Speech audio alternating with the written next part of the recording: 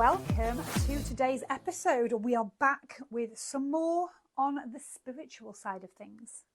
Today we're going to be going extra woo-woo and we're going to be talking about shamanic practice and what a shaman is and how we are now in a place where we're going to start bringing these things into modern society. So when I left you last time, I had just had my mega spiritual experience off the back of a lifetime of spiritual development by accident. I'd been to Peru, I'd had my spooky experience up at the top of Mount Veronica, and I had come back down completely renewed and completely rewired and with a new framework and a new space to move into. So I'd completed that particular baddie at the end of that level and I'd unlocked some new characters and a new space to move into. So I was leveling up. And I came back to Wales and I still had my old life. I still was in the fashion industry, had all that going on. I had the salon, which was now becoming really epically stressful to deal with. I had the kids that were growing up. It was just such a strain. Financial stuff. Oh my God, financial blocks are the biggest thing for me. Still working on them. That's another episode. Loads of stuff going on. Really, really stressful, really difficult.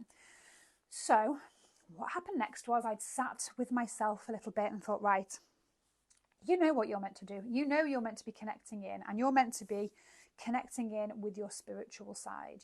That's what the learning here is. That is what's been missing, and you've been ignoring this stuff. So you need to start developing those skills. So off I went on a little journey of self-exploration at this point, and I started to look at researching, and I bought loads of books, right? In fact, on my bookshelf here, tons of books. From like Divine Matrix, Power versus Force, Sapiens, traditional stuff around psychology, neuroscience, human behaviour, quantum physics, non-linear dynamics, all the different spiritual disciplines. I've got a massive book on Madame Blavatsky and her journeys into the occult, and it's a huge, massive thing. Lots and lots and lots of different reading materials and really absorbing everything. I came back, my brain just, I don't know what happened, but I was like a sponge, and concepts that previously I couldn't wrap my head around or didn't have an interest in, like science, for example, just that unlocked, something opened up and I was like a sponge, right? Couldn't get enough of it. So around that time, obviously I was flipping between worlds, between spaces. I had this, what I'd built, the fashion and everything else in the salons, and I had this space that I knew I was meant to move into. And I was using that to do it. So we were having lots of editorial photo shoots, the shows. It was still around fashion, but I was changing the narrative to be more about diversity and inclusion and celebrating every body style, every body shape, every kind of music, every kind of fashion, every opinion, and I was trying to kind of go into that space. And at the time, it was a bit like, I always say it's like The Greatest Showman meets School of Rock. That was the vibe and the influence, and that's what I wanted. And now everybody says, oh, you took your influence from The Greatest Showman, because we had a lot of circus-themed stuff, and I used to wear a top hat and it's like, check the dates, mate, because I think you'll find that they were inspired by us, because it was a couple of years before The Greatest Showman, a few years before actually, that we started our little journey. And that was the aesthetic, and the vibe was very, this is me. So very cool. And so all that was happening at the same time, and I was shifting over, and I was then having new experiences because I was starting to use my profile and my delivery method and how I engage and my industry, because everybody wanted it. It was exciting, it was interesting. And I was now learning to coach. So I was doing my training in coaching and NLP, CBT, all the acronyms. I was learning to be a kinetic shift practitioner, bringing in visualization with NLP and CBT, shifting people's energy, understanding emotion. So all this was going on in the background. And I'm thinking, I can use this, and I can use my old experiences and my methods and my industry to bring this into awareness and to help people. So I started working with lots of different groups. So all kinds of amazing people. And once we started to do this work, people would light up and go, oh, this is really good. This is impactful. Can you come to my school? Or do you work with schools, with businesses, with families? When is your next one? I want to bring my kids. I want to bring my mum. And, this experience I just had as an audience member, I just came in off the street and I saw a piece about suicide and male mental health and body image. And I want to speak to somebody. I've been going through this for 20 years. I never told anyone. You just made me realise and open something up that I'm not on my own. Where do I go next? So all this stuff was coming at me, and I thought, well, this is definitely lining up. It's definitely the space I'm supposed to move in. But I can't help all these people individually.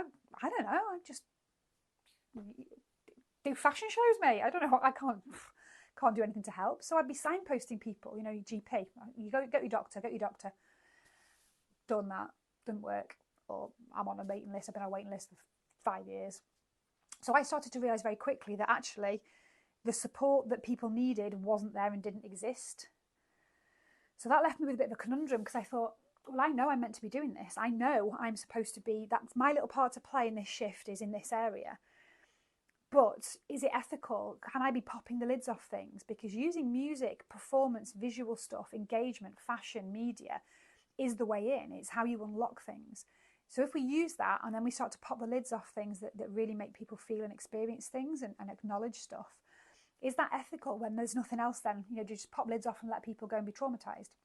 So I had to wrestle with that a little bit and work out what to do. And that's one of the reasons that I personally started to gain skills and training in coaching and trying to support people in any way I could with the knowledge and the skills to do that. So I had that sort of ethical framework in place.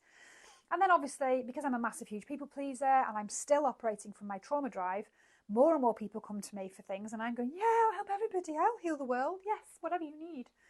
So my burnout radars start flashing. And I've been here before, right? Don't forget, in my 20s, I burnt out and been in hospital. I don't want to do that again. So as soon as, I'm getting better, I'm learning, as soon as the red flags start to come up, I start to realise, okay, my soul knows this is the right, I know I'm in the right place, I'm aligned up. However, I've learned to listen to my body. My body is telling me no. What do I do about that? Because that's a bit of a tricky one. So this last 10 years has been a period of great learning and development where I've moved into different spaces and I've developed different programs, different events, different ways for people to storytell, different ways to support people. And I've learned as I've gone, and I've tried to keep that connection between soul and spirit and what I'm meant to do in my guidance, using all my creepy skills, and what my body's telling me. And it's been an interesting one, it really has, because I have flipped over my own professional boundaries a million times, and quite severely, knowing that I'm really pushing things, but nobody else is going to. So I need to be able to balance that kind of risk with doing things the right way. And it's really tough when you're walking that line. And I know a lot of you out there are the same, because I have so many conversations with people who are, really resonating.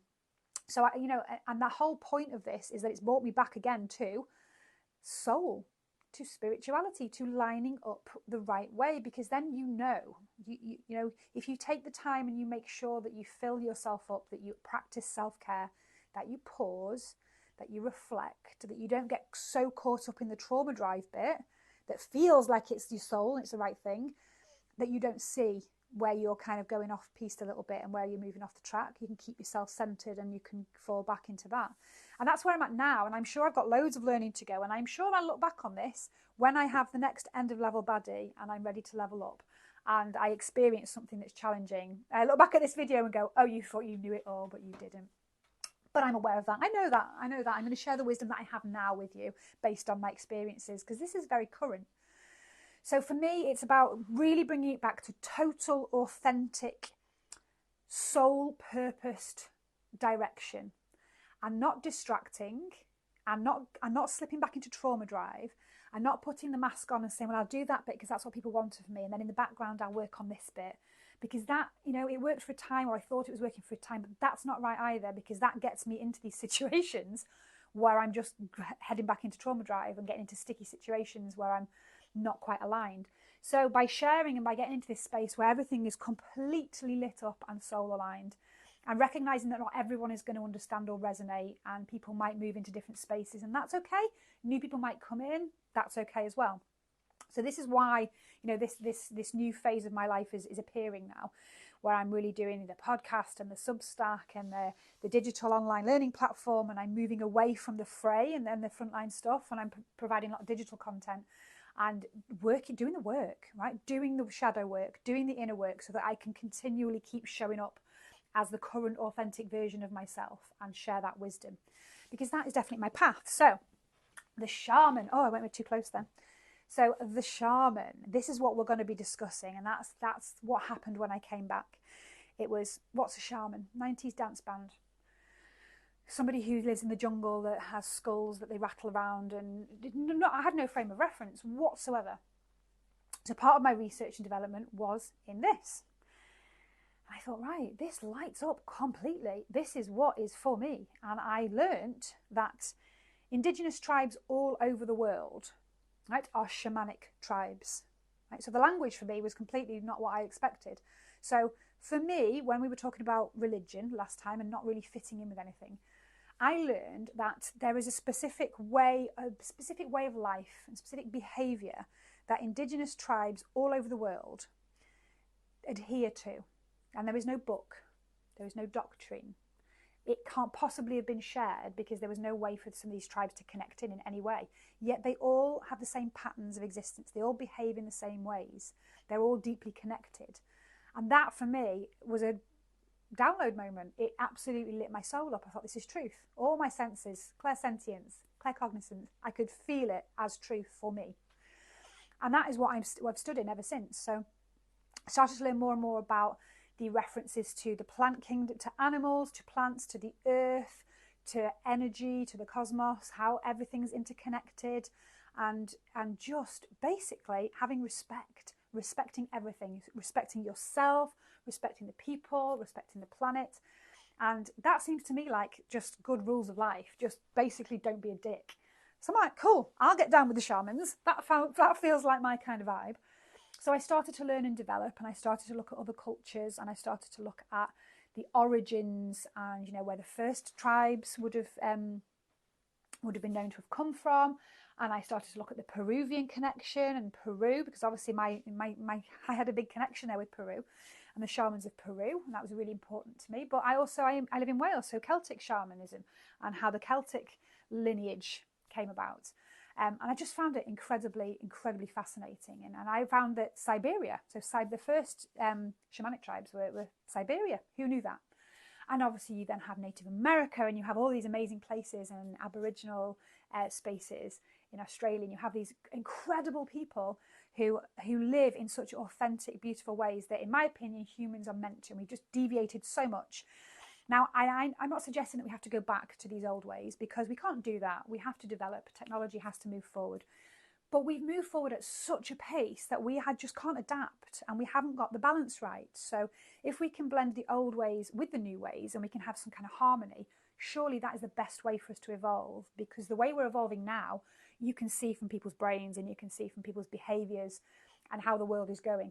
We are not evolving in the right way, and we are going to implode. It's going to go wrong if we don't sort this shit out.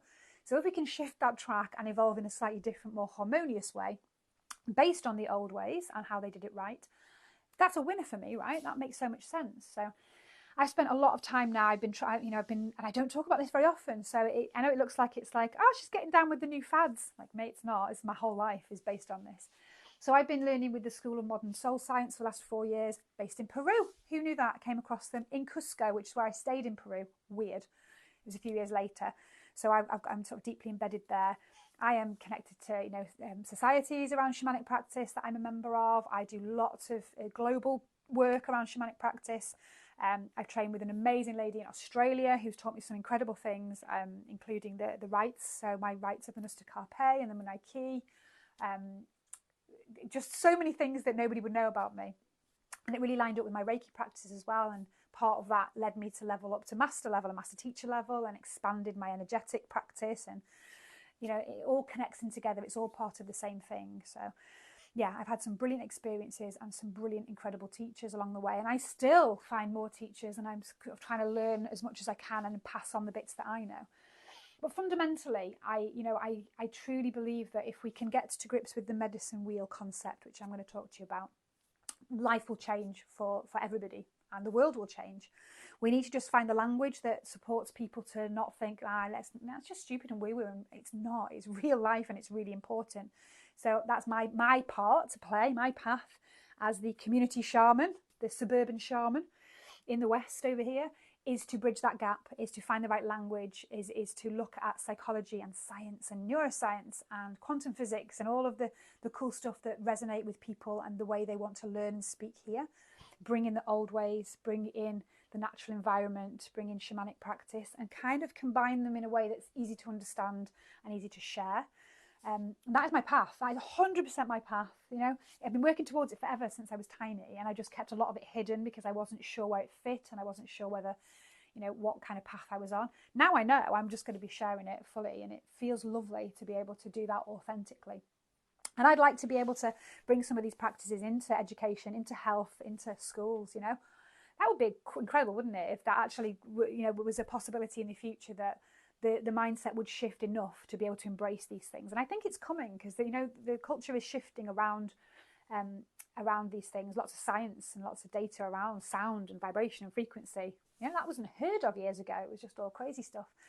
So yeah, so that's kind of the place I'm at now. And I wrestled for a long time as well around the terminology and the word shaman, because it's such a sacred role, and it's such a sacred space to take up. And there's a lot of people who really will be pissy about that as well, who just, you absolutely cannot ever give yourself a title of a shaman. Oh my gosh, that's for specifically, there's a certain thing that you have to do, a certain path you have to follow, certain initiation, certain and it's really disrespectful, and it's cultural appropriation. And then I speak to the leaders that I know of and the people from different cultures and spaces that, like, dude, this wisdom's been lost. This is why the world's shit, because nobody listens to us, because this wisdom is not being passed on, especially in the West. So that's disparity there, that we're not allowed to do that, because that's wrong, that's not right. But then the wisdom doesn't get shared, and we need to share this wisdom. So shamanic practitioner is kind of sits comfortably with me, and it seems to be the best way to describe the work that I'm doing.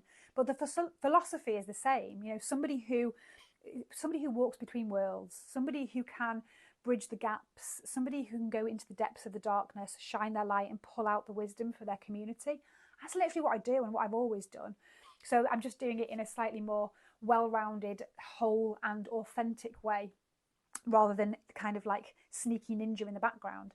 So, and that's the whole concept. It is somebody who, if you go into certain spaces, you will have the medicine person who will use trance to go into a space where they connect spiritually, and they bring back the information that's needed to heal somebody. They work with plants, they'll work with animals, they'll work with very different correspondences and representations, and that is their role as a healer.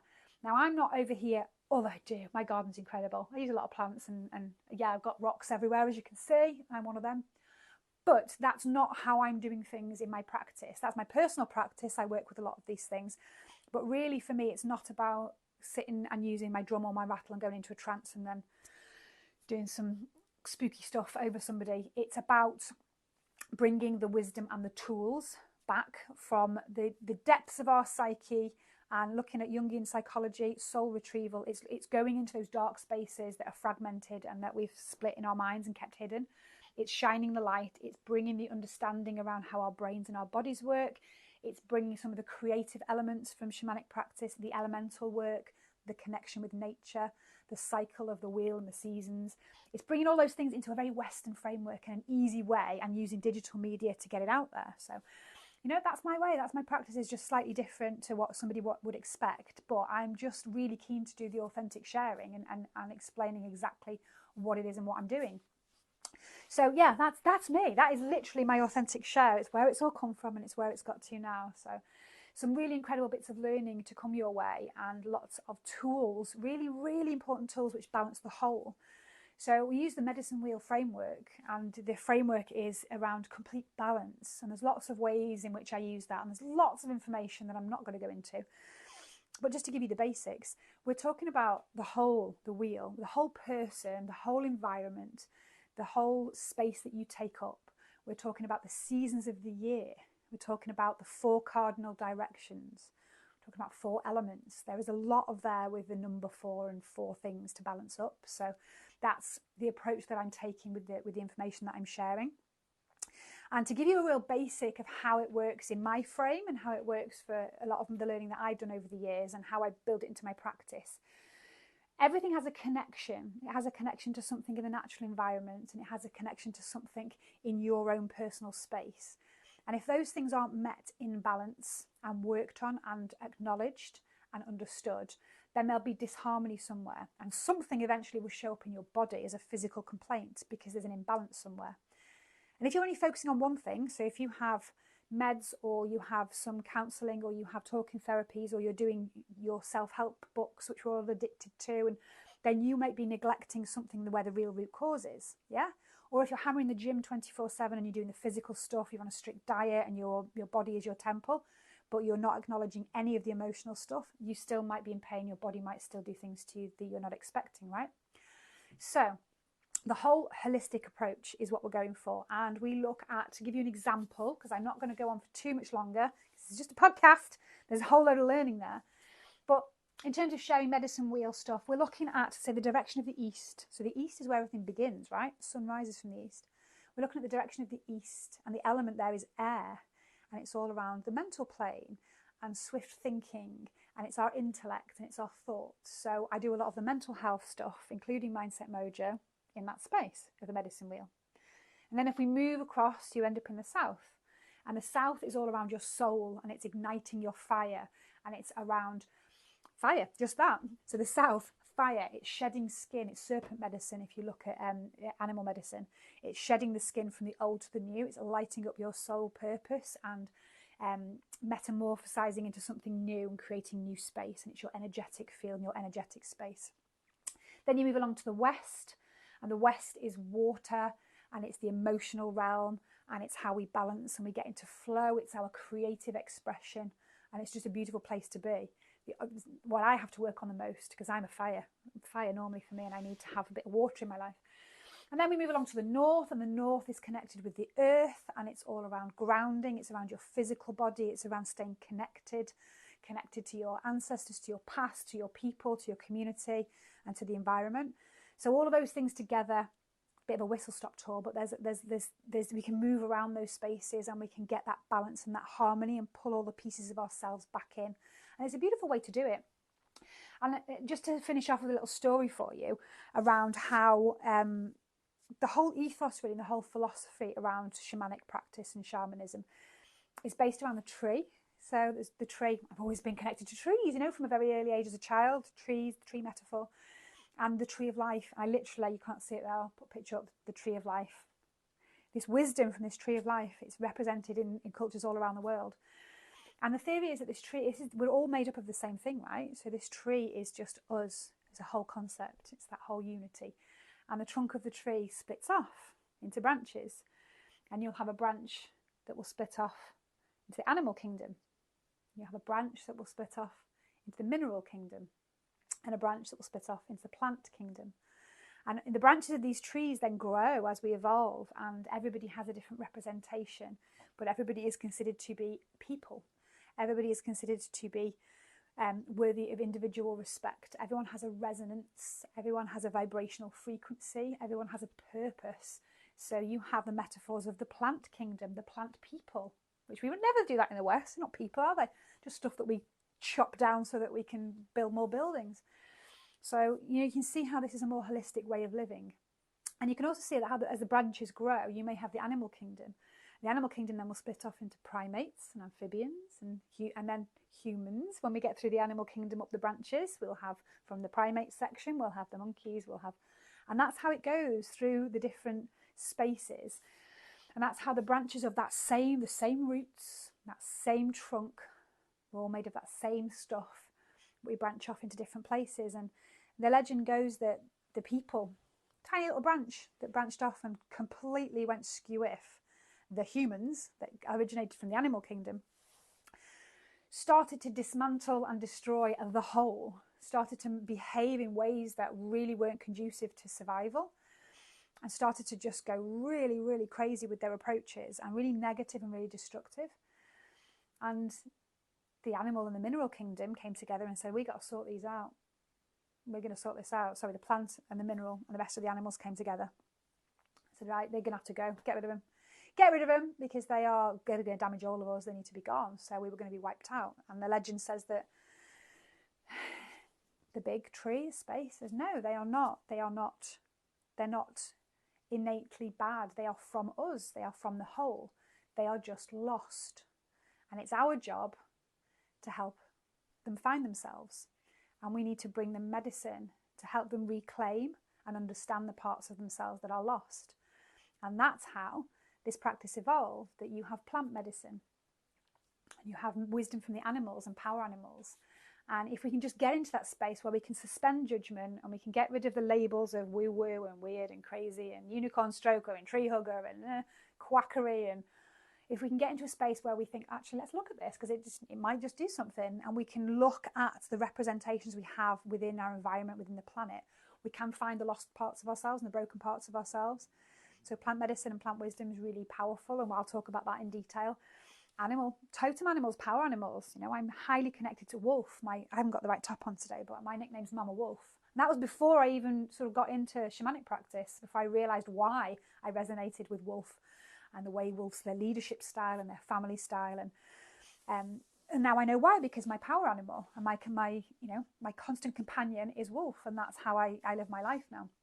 And we do some beautiful journey work within shamanic practice, and you use drumming, you know, the crazy weird rattles and drums. There's a scientific backing for that. 4 beats per second ignites theta brainwave, which is a dream state where you can alter your state of consciousness and access your higher stuff, the stuff that your soul needs you to know, and you can pull in those representations, and you can work with different allies, and you can work with your imagination and your visualization and what your soul gives you as representation and what your connections to different spaces bring to you.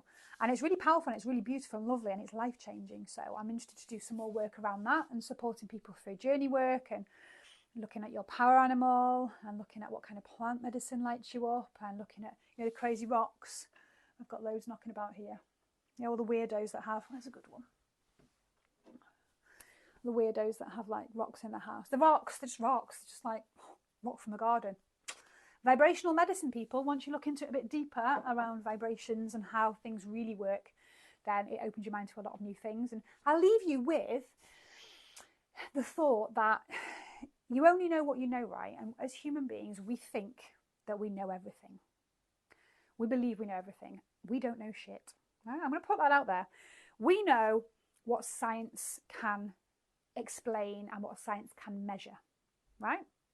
That's what we understand. A lot of people, their frame of reference is, well, that doesn't exist and that's not real because science hasn't told me it's a provable concept, right? Most people, I can't touch it, it's not tangible, therefore it's not real. So I would challenge you to think that differently and reframe that and think about electricity, for example. You can't touch that. You know it's going to be there when you turn your light switch off. Where's that coming from? How does that work? You need to start thinking a little bit differently, thinking a little bit bigger. And I have a massive respect for the scientific community, massive respect. But I'm really interested in quantum physics, the field, where quantum theory, where we don't know shit yet. We don't know anything. We really don't. So we think we're all that and we got it all sorted. We don't. We need to suspend our judgment on things and conceptualize and move into spaces where we can explore as individuals and not just wait for someone to tell us that's truth. Okay, I can do that now. Find your own truth, right? And I think with spaces like with energy, which is a huge topic, and I'm going to try and drip feed little bits of relevant information, but with energy, electromagnetic energy, your own field, the planet's field, is massive stuff at play that we know nothing about and we can't measure yet. Scientists can theorize about, and we're pretty much, I say we like I'm a quantum physicist, but as a species, we're pretty much confident that actually we're going to be able to prove that in another 50 years, another 100 years. We just can't yet. We don't have the technology to, but we're pretty certain that that's what must be the case. You know, just think about that as a concept for a second. And if you think about 100 years ago, somebody saying, I'm telling you now because I've seen it, people are going to be able to talk to each other from across the world without any wires, and that's going to happen. They would be personality disorder, probable lobotomy, certainly sectioned, probably medicated, insane, crazy, lunatic, eccentric. Food for thought, hey? How about the clairvoyance coming into play, and how about knowing that that's right, and I'm now going to perform experiments and I'm going to bring this into the physical and I'm going to make this happen, and oh look, here's a new invention, and now we have a telephone. And then a few years later, look, now we have a cordless telephone. And now look, I have conceptualized and used my visualization and my guidance to understand that this may be possible. We can't prove it yet. It's not happened yet. Everyone thinks I'm mad, but I think it's possible. And I am going to explore, I'm going to experiment, and I'm going to invent something new.